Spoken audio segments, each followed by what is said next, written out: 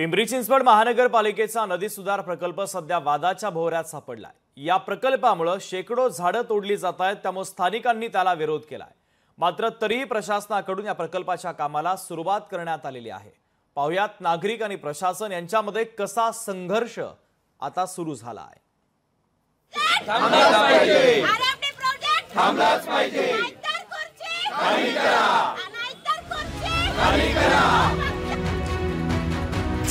नदी सुधार प्रकल्प झाडांच्या मुळावर,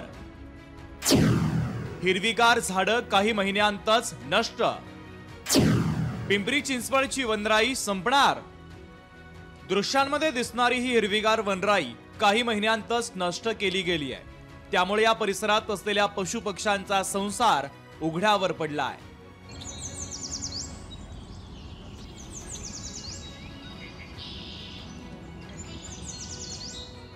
मुळा नदीच्या पात्रात राबवण्यात येत असलेल्या नदी सुधार प्रकल्पाच्या आड येणारी अनेक झाडं तोडली गेली आहे।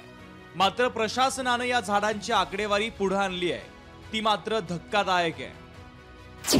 नदीकाठावर असलेली एकूण झाडं 2205, तोडण्यात येणारी झाडं 439, पुनर्रोपण करण्यात येणारी झाडं 681, एकूण तोडण्यात येणारी झाडं 1120, वाचवली जाणारी झाडं 1085। या संदर्भात आता पर्यावरणवाद्यांनी बोलक्या प्रतिक्रिया दिल्या। हा प्रोजेक्ट झाल्यास शहरामध्ये प्रचंड पूर पातळी निर्माण होऊ शकते।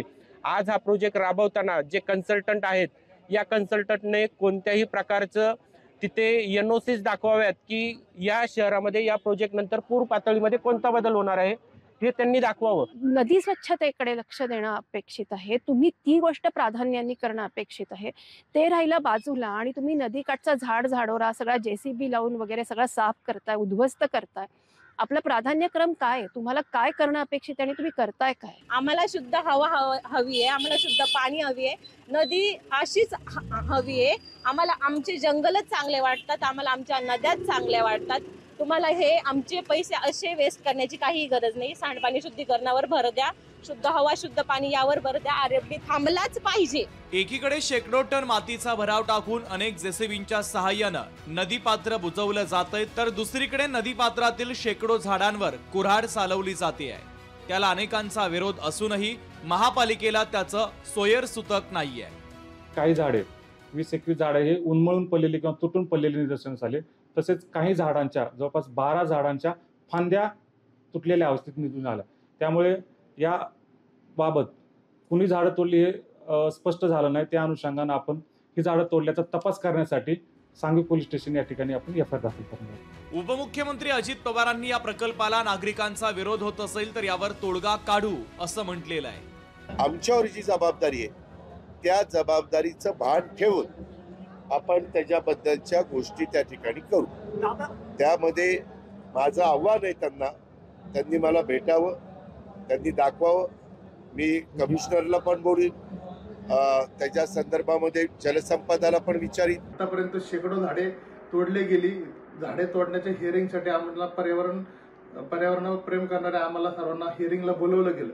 आम्हाला हिअरिंग चालू असताना दुसऱ्या ठिकाणी वाळूंज नावाचं झाड, जे पुणे जिल्ह्यात एकदम दुर्मिळ आहे, माझ्या मागेवर 2 किंवा 3 झाडं वाळूंज जातीची पुणे जिल्ह्यात आहेत, ते देखील झाड दुर्दैवाने तोडलं गेलं।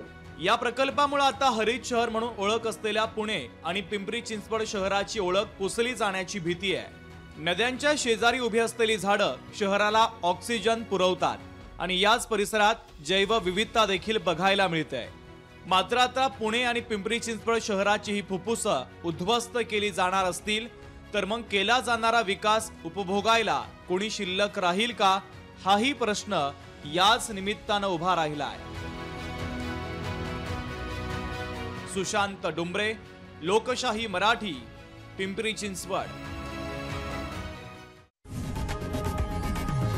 लोकशाही मराठी ऐका, पहा, जागरूक रहा।